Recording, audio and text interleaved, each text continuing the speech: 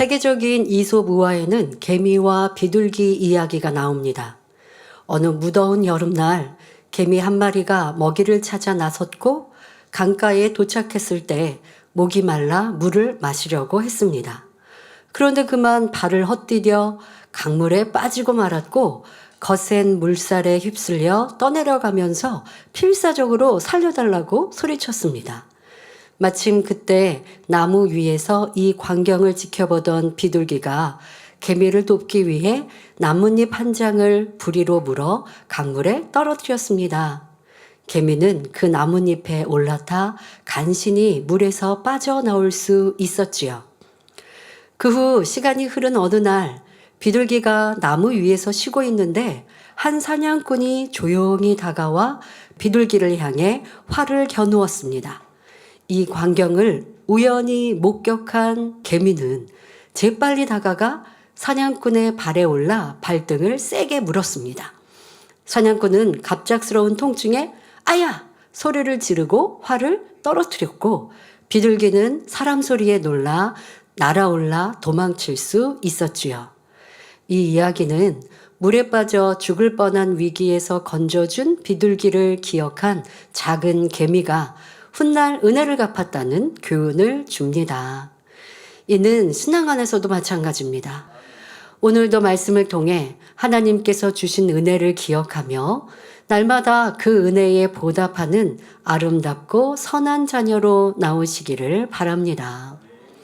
우리는 성장하며 부모님과 가족들, 학교 선생님과 친구들, 책과 인터넷 등 각종 매체를 통해 예의범절, 교양, 지식 등 많은 것을 배웁니다.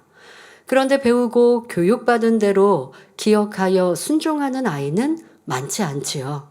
그러니 명심하고 그대로 순종하는 아이를 보면 주변에서는 야, 될성 싶은 나무는 떡잎부터 알아본다는데 저 아이는 크게 되겠어 하며 칭찬합니다. 이는 훈계나 가르침을 기억하여 행하는 것이 사람의 삶에 얼마나 큰 영향을 미치는지를 알려주는 말이기도 하지요. 하지만 많은 아이들이 명심하지 않고 순종하지 않으니 부모님들은 아이가 기억해서 순종할 때까지 당부하고 또 당부하는 것을 봅니다. 성경에도 보면 하나님의 큰 은혜를 입고 권능을 체험했지만 그것을 기억지 않고 거듭 불순종하고 하나님의 진노를 샀던 이들이 있습니다. 바로 이스라엘 백성이지요. 애굽에서 종살이하며 노역과 학대로 고통 중에 신음하던 이스라엘 백성은 모세 선지자의 인도로 하나님의 놀라운 권능을 목도하며 드디어 애굽을 탈출할 수 있었습니다.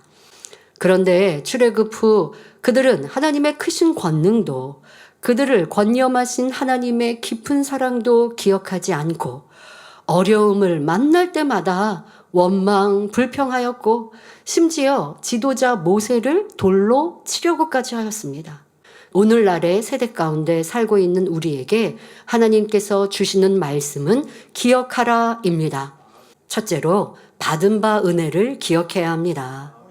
우리가 받은 가장 큰 은혜는 주님의 희생으로 영원한 사망에서 구원받아 영생을 얻고 천국에서 세세토록 살 수 있는 은혜입니다. 오늘날 많은 사람이 자기가 어려울 때 도움을 받거나 은혜를 입으면 그 순간에는 감사하지만 시간이 지나면 쉽게 잊어버립니다. 하지만 하나님이 원하시는 진리의 사람은 받은 은혜를 저버리지 않고 반드시 마음에 담아 두고 잊지 않고 기억하며 그 은혜를 갚을 줄 아는 진실한 사람입니다. 둘째로 악에 대한 교훈을 기억해야 합니다. 악한 것을 보았을 때 그 악을 기억하여 마음에 담으라는 것이 아니라 오히려 그 악한 일을 거울 삼아 나는 그리하지 않도록 경계를 삼고 교훈으로 기억하라는 말씀입니다. 예를 들어 민수기 16장을 보면 레위 지파의 고라가 반란의 마음을 품고 르우벤 지파에 속한 다단과 아비람을 포섭하여 당을 짓고 250명 족장과 함께 모세를 반역한 사건이 나옵니다. 이에 크게 진노하신 하나님은 모세의 중보기도에도 불구하고 고라와 다단과 아비람의 장막에 속한 모든 이들을 즉시 심판하셨지요. 이처럼 악에 대한 교훈을 기억하면 그만큼 깨어 있을 수 있고 동일한 유형의 죄악에 빠지지 않을 수 있습니다. 셋째로 선의 말씀과 교훈을 기억해야 합니다. 선한 것을 마음에 기억하고 생각하는 만큼 마음이 더 선해질 수 있고 하나님이 기뻐하시는 선을 행할 수 있습니다. 누가복음 6장 45절에 선한 사람은 마음에 쌓은 선에서 선을 내고 악한 자는 그 쌓은 악에서 악을 내나니 이는 마음에 가득한 것을 입으로 말함이니라 말씀합니다. 그러니 우리 성도님들은 선의 말씀 듣기를 즐겨하되 더 깊은 하나님의 선을 사모하며 침노해 가시기 바랍니다. 우리가 주님 다시 오시는 그날까지 잊지 말고 기억해야 할 중요한 것이 하나 더 있는데 그것은 바로 예배 후 거행할 성찬 예식입니다. 요한복음 6장 53절에 예수께서 이르시되 내가 진실로 진실로 너희에게 이르노니 인자의 살을 먹지 아니하고 인자의 피를 마시지 아니하면 너희 속에 생명이 없느니라 기록되어 있습니다. 인자의 살이란 예수님께서 요한복음 14장 6절에 내가 곧 길이요 진리요 생명이니 말씀하신 대로 진리인 하나님 말씀을 의미합니다. 따라서 인자의 살을 먹으려면 성경 66권에 기록된 하나님의 말씀을 마음의 양식 삼아야 합니다.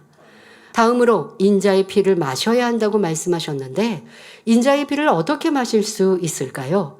사람의 피에는 죄성이 담겨 있지만 예수님은 원죄도 자범죄도 없으시기 때문에 그 피는 죄가 전혀 없고 생명과 영생과 부활의 능력이 담긴 보배로운 피입니다. 예수 그리스도를 구세주로 믿어 죄인의 길에서 의인의 길로 옮길 때, 악에서 떠나 선을 행할 때, 어둠에서 나와 빛 가운데 행할 때 주님의 보혈로 모든 죄에서 사함받고 의인이 될 수 있는 것입니다.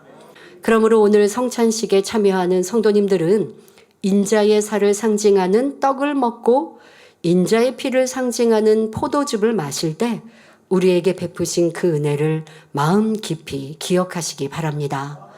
그리고 이제는 그 사랑을 잊지 말고 항상 기억하여 어찌하면 그 은혜를 보답할까?